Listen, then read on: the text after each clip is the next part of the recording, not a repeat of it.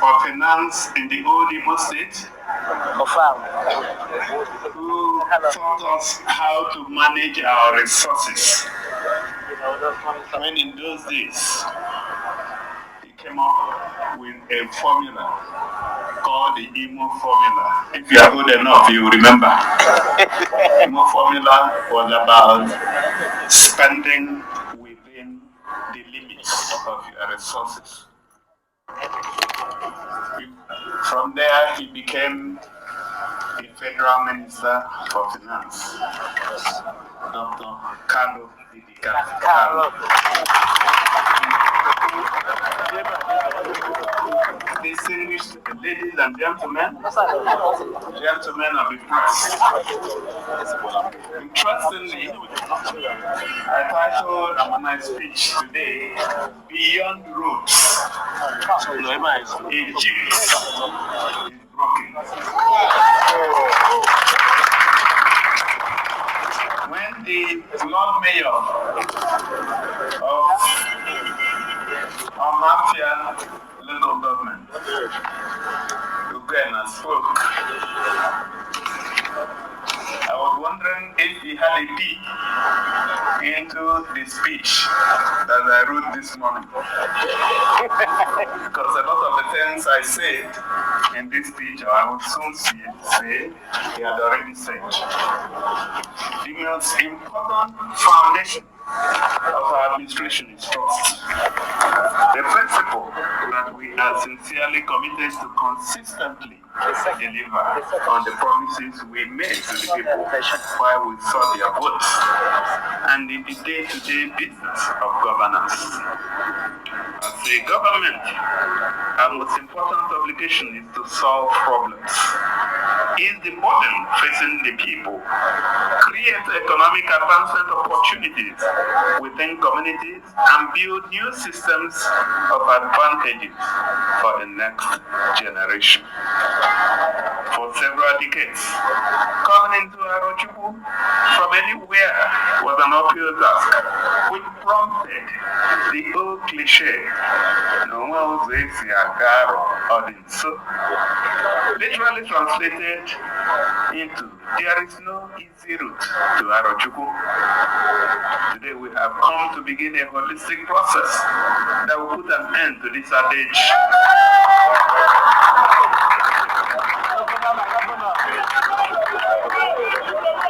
And the age-old nightmare, and give fellow Abians living in the over 60 communities and clans around this corridor a new lease of life. On this note, distinguished ladies and gentlemen, let me formally welcome you to the flag off of the reconstruction of the 41.4 kilometer Ohafia Arochukwu road. Before I proceed, permit me to give glory and honor to the Almighty God who made today possible. May His name continue to be praised forever and ever.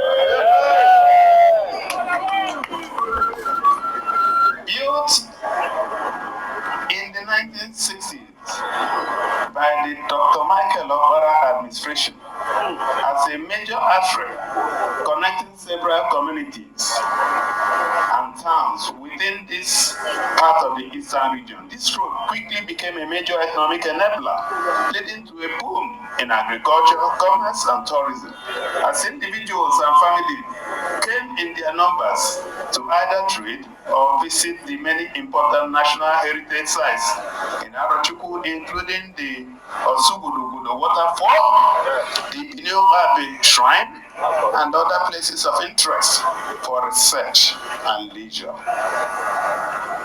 This road served not just communities in the present-day Abia State, it created windows of economic opportunity for our brothers and sisters in today's Cross River and Akwa Ibom states, who we are regulars in our local markets, trading with our people, providing important agricultural and ancillary services, and learning in our institutions.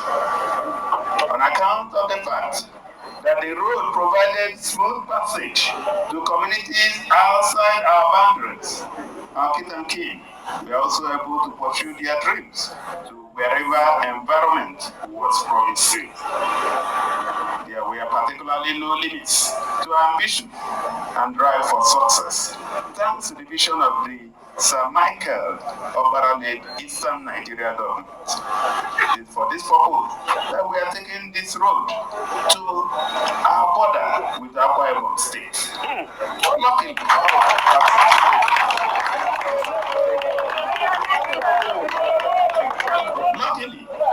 Akwa Ibom has several years ago constructed their own portion of the road. So little deteriorated quickly as public servants abandoned the vision and the orientation that drove the MI operators of this world to think beyond self and make the necessary sacrifices that give life to good ideas. Just like our leadership standard, this road and the economic and social opportunities they created suffered a terrible fate as it was first forgotten and then completely abandoned. There were great jubilation and hope of a turnaround in the mid-90s when the Petroleum Special Trust Fund, under the then General Muhammad Buhari, an intervention agency set up by General Sani Abacha, awarded a contract for the construction of the 71.8-kilometer Ohafia Arochukwu road. The project started smoothly from the Ohafia section, but stopped abruptly following the demise of the then military head of state and the eventual scrapping of the PTF. The expectation of our people was cut short, and the misery lingered almost interminably. Being a federal road, previous administrations in the state considered that it was better to let the federal government fix it. With many considered haphazard attempts made by Abuja to undertake the reconstruction around 2012, funds were reportedly approved, but for some mysterious reasons, nothing significant happened, and the people continued to live with the daily despair of passing through what several respected newspaper columnists described as the worst federal road in Nigeria. What we have come today to do is to take our destiny in our hands, convinced that the federal government, whose approval we have fully obtained to execute this project, will eventually do what is right and fair in the long-term economic interest of the good people of Ohafia State. We have sincerely taken this bold initiative in order to save the federal government the embarrassment this road has brought in before international visitors and tourists. But I must also say that even though it is a federal road, it is in Ohafia State and it is used by Ohafia people.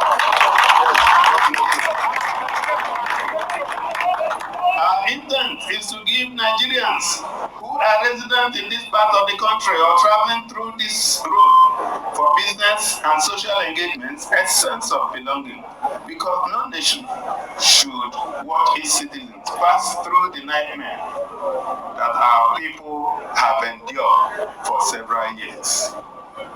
The suggestion by the federal government to tow the road at the end of the reconstruction, that is the approval we received from the federal government. Yes, that we can go ahead and reconstruct the road, but to get our money back, that we need to tow the road. So, and I say, the suggestion by the federal government to tow the road at the end of the reconstruction may actually not be the best way of rewarding the faithful taxpayers in these communities after what they have been through. I will again plead with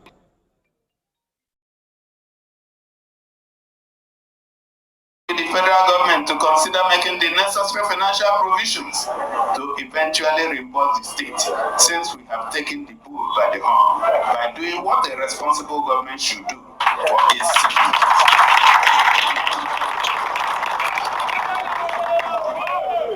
This appeal is very important, considering that this very project will unleash new layers of opportunity that will have significant economic impacts, especially for federal revenue. Permit me to specially appreciate the State Commissioner for Works, Engineer Otti, and his team for the robust engagement with their counterparts at the Federal Ministry of Works to evaluate and review the technical details of this project. This was necessary to guarantee smooth execution and the long-term durability of the road on completion. We are optimistic that their supervisory binoculars will be very active till the project is successfully delivered, because it is a commitment we have undertaken. Let me also acknowledge the Honorable Minister of Works, His Excellency Senator David Umahi, for his commitment and cooperation throughout the negotiation and the eventual handover of this project to Ohafia State. This reconstruction project aligns perfectly with our integrated development agenda of creating new pathways of opportunity for individuals and communities. Recall that presently, our contractors are doing a fantastic job on the Ohafia Ohafia road. Work is also progressing smoothly on the Arochukwu road. I have been given very firm assurances that the projects will be completed on schedule, which makes today's backup very imperative. The target is to effectively restore the state's agricultural corridor to serve multiple layers of needs, including job creation, poverty alleviation, and long-term food security. Even then, we are looking beyond agriculture, which is why we are strategically opening up this zone to create a new window for investors. With abundant deposit of limestone and kaolin in this part of the state, I have no doubt that today's event will send a positive signal to those who have ears and eyes for opportunity. At the time to expand to new frontiers has arrived. Recall also that in Aba and Ohafia zones, we are ramping up investments in infrastructural development projects, building investors' confidence and sending a clear message to the world that this is the best time to do business in Ohafia State.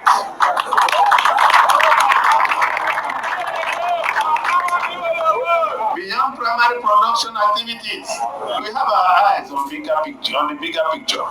We are very favorably disposed to listen to offers that will include significant value addition to the primary products in ways that will improve our GDP and ensure our industrial capacity.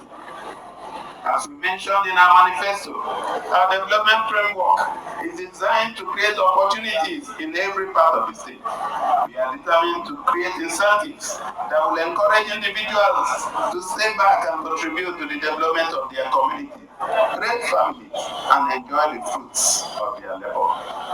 Beyond economic activities, the Ohafia Arochukwu road is also connected to our education transformation initiative. Recall that the Ohafia State College of Education Technical, Arochukwu, has been a worrisome decline in its fortune over the years due challenges with poor access to the institution. This difficulty hampered our manpower development program for the education sector as students and teachers who are interested in continuous development programs who would rather go elsewhere than come to Aseta for their training. As this reconstruction project takes up today, Aseta, like other institutions and businesses around here, will begin to experience a new lease of life. Furthermore, public and private schools will now have the drive to send their teachers to the institution for training. Distinguished ladies and gentlemen, you will agree with me that this project is more than just a road reconstruction initiative. It is about creating an entire ecosystem of interconnected opportunities that cuts across agriculture, commerce, tourism, education, and industrial manufacturing. Today's program and what happens in the next 18 months and not 24 months. When this project is expected to be delivered, will be fundamentally strategic to our long-term development agenda. I had an engagement with the CEO of the construction company IDC. The success of this project is hinged in large part on the cooperation of every stakeholder. Please do whatever you can to support the entire team that will be working on every meter of the 41.4 kilometer stretch of road.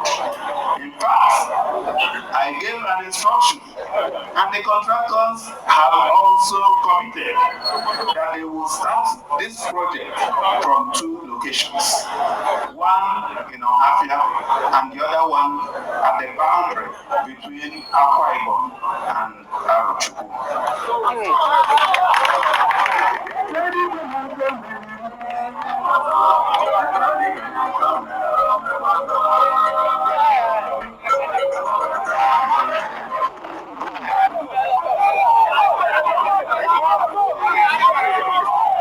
May I also encourage us to be steadfast in the payment of our taxes and other statutory fees, because that is how these projects are funded.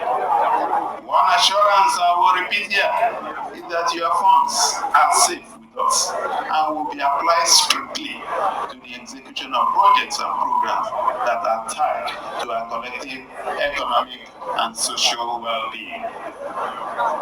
Like I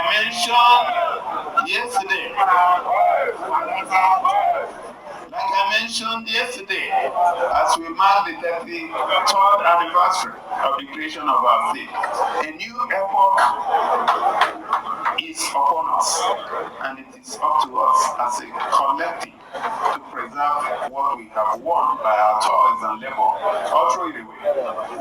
We have to insist that never again will any road in the state be allowed to deteriorate for decades without attention, be they federal,